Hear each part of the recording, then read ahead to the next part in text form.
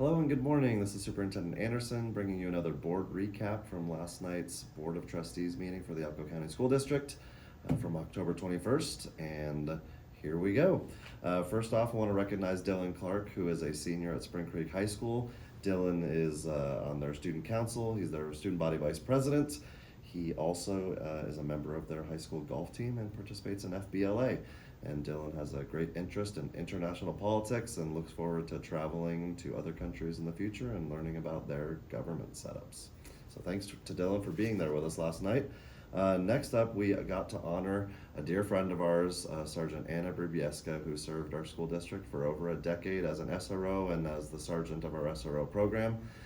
She was instrumental in not only establishing that program and having a law enforcement and safety presence in our schools, but transforming that from simply that to something that is more supportive of the whole school and the school community. A couple of programs or initiatives that Anna was instrumental in implementing in our schools was the Wellness Project, which is kind of a staff mental health support and wellness project, and so we really appreciate her having that focus for our staff and those who support our students.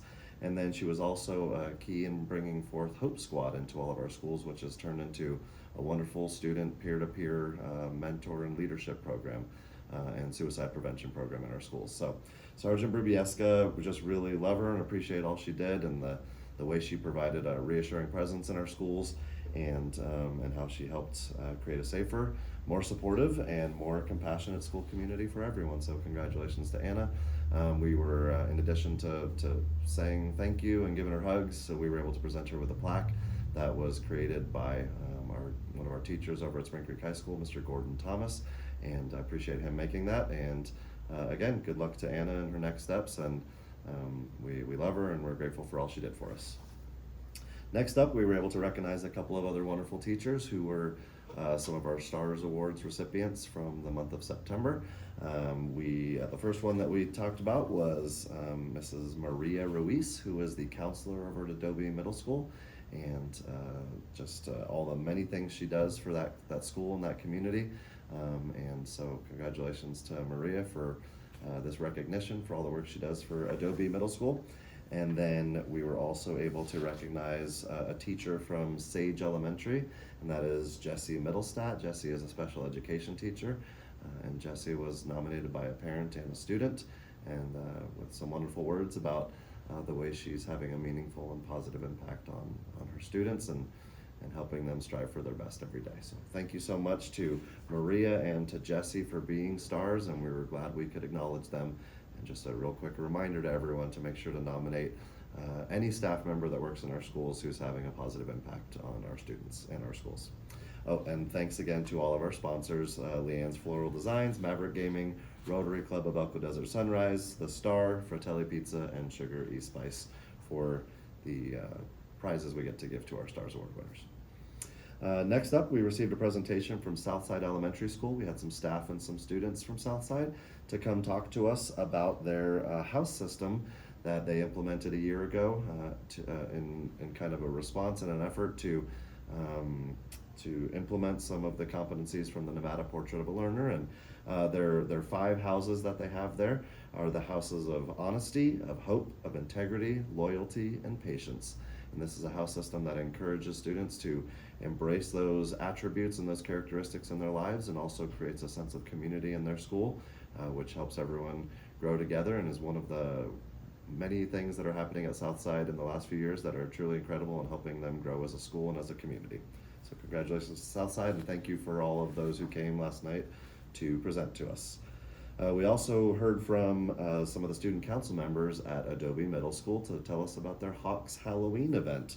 This is not a new event. They've been doing this for some years now, and it's like a trick-or-treat style event there at the school that they hold every year before Halloween. This year it'll be on October 30th from 4 to 6:30, and it goes well beyond just a fun event of wearing your costume and getting candy and walking down the decorated halls, but it doubles as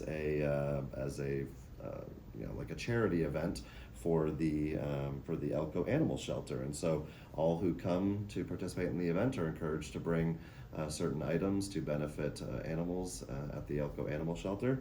And so love so much that they're combining a community event that supports a community entity. And so kudos to Adobe Middle School and their student council for running such a great event.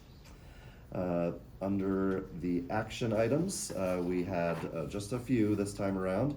The first one was the approval of a donation of a trailer in Owyhee to a citizen who was willing to take it off our hands, and so that was that was approved pretty quickly. We also had an item regarding a request for an audit extension. Usually by this time of the year our audit would be complete.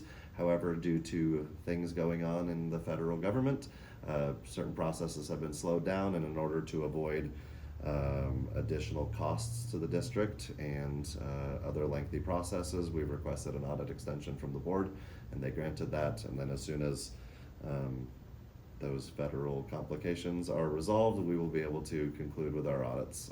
And so that was another item last night. The kind of big item under section 3 was a follow-up school accountability data presentation back in July. Before we started doing these board recaps again, we had one presentation to compare 4-day to our current 4-day model to the 5-day, and we talked a lot about achievement data, but we also talked about finances and employment and other areas where just to see kind of what the impact has been on 5-day versus 4-day. So since then we've received new data because the state finished their star ratings for all of our schools, so we wanted to make sure to present that to the board, and just I'll share some of that with you real quick. And this has been covered in newspapers and other publications, but just a kind of a quick synopsis for you. When we look at some of the key indicators in the star ratings that go into our schools, some of those are graduation rate, which from 2 years ago has increased from 80.43% to an 82.9%. There was a slight dip from last year, but pretty similar to last year's graduation rate. Another indicator is our student chronic absenteeism. That is reduced from 2 years ago from 34.3% to 31.5%. Again, almost very similar to last year's with a slight change. Our bullying and cyberbullying that resulted in suspension, those numbers have dipped a little bit. They did increase over last year, but dipped since the 5-day week. And then teacher average daily attendance, according to the state numbers that they presented to us, has increased significantly. So from an 88.5% to a 99.7%, which is a phenomenal number. So thanks to all of our staff and students for showing up at an increased rate over the last couple years, as we do our best to meet the desires of the community to have that 4-day model, but also be present at school each and every day. In addition to those key indicators that show up in the star ratings report, we were able to report on SBAC scores. Those are the summative test scores at the end of every year. It's that one-time test we take around April and May. And so we have them grouped in elementary, middle, and high school. So just a comparative from last year to this year. In elementary, we went from in ELA, which is English language proficiency, we went from 35 to 36.6%. In middle school, it went from 29.1 to 29.3. And in high school from 37.8 to 40.8. So some good gains, still lots of work to do, but it's good to see progress and moving in the correct direction. Similarly for math proficiency, in elementary, we went from last year 31.5% to 34.1. In middle school from 19.4 to 20.6.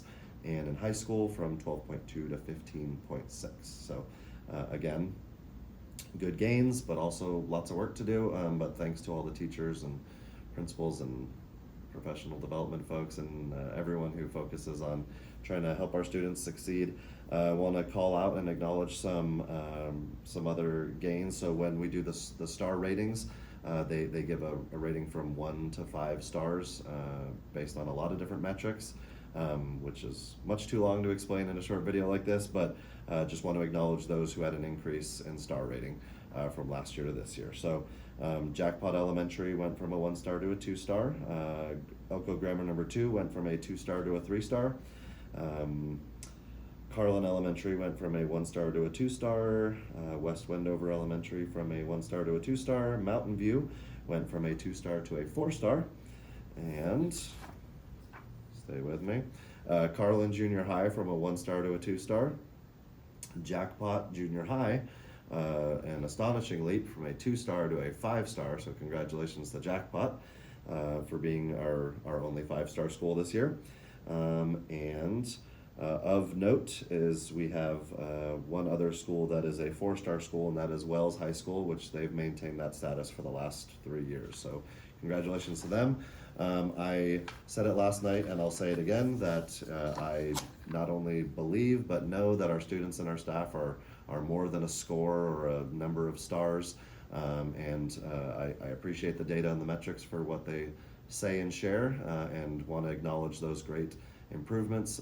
But we know so many good things are going on at all of our schools, and really appreciate everyone and all the hard work they put in to see these improvements in various areas, and we're going to continue to do that as we move forward. The last important item to note from last night was we did have a closed session after the conclusion of our normal agenda, and that was for the board to review the proposed master agreement for ECTA, which is our Elko County Classroom Teachers Association, and that proposed master agreement was approved at the very end of last night's meeting. And that is a summary of last night. So thank you so much for paying attention and being involved in things going on in our school district, and we'll see you again for the next one.